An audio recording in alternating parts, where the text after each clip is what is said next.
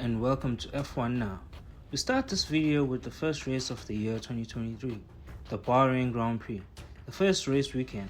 Almost all the grid were still trying to learn their cars, figuring out setups, component reliability, as well as making sure that the drivers were in good health to take on the race. In Aston Martin's case, we found out Lance Stroll had a cycling accident prior to testing, which left him with 2 broken wrists.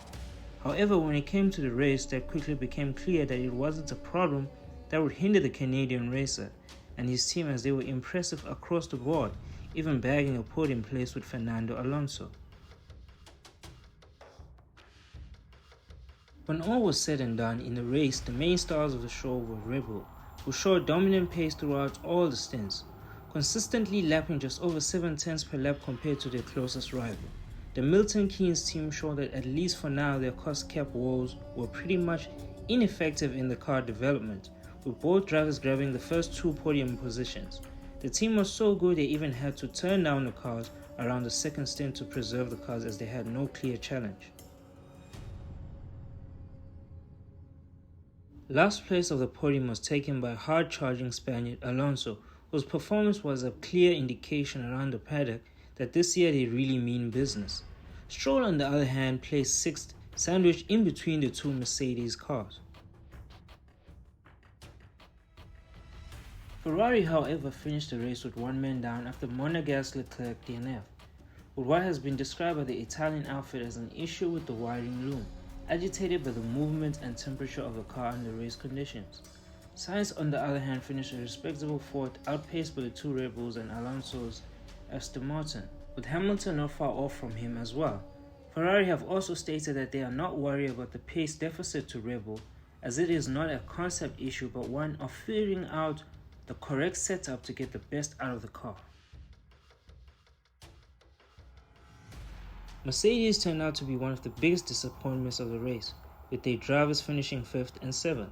The Brackley-based team looked inferior to Red Bull, and having almost 7 tenths deficit in quali and about a second in race trim. To add insult to injury, they were outperformed in the race by their customer team, Aston Martin, who sourced about half their car from Mercedes.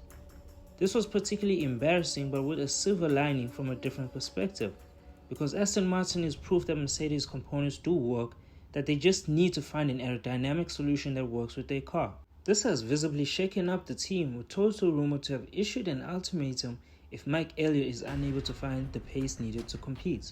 James Allison has also been brought back from Ineos to assist in the development of upgrades and a possible new concept direction, which will most likely be seen in Imola.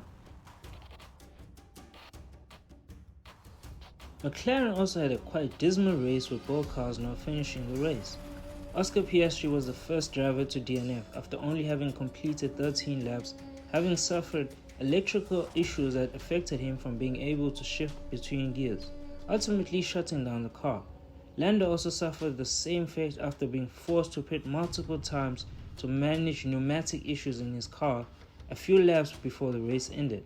Team McLaren has come out and said the car will get better and move up the grid, with the upgrades arriving in the coming races, but for now McLaren fans will just have to wait.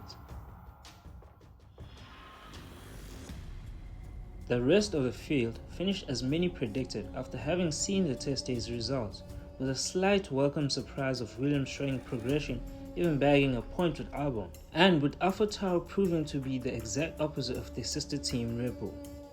And with that, thank you for viewing this video. Don't forget to like, turn on your post notifications, and subscribe to keep up to date with all that is F1, and bye for now.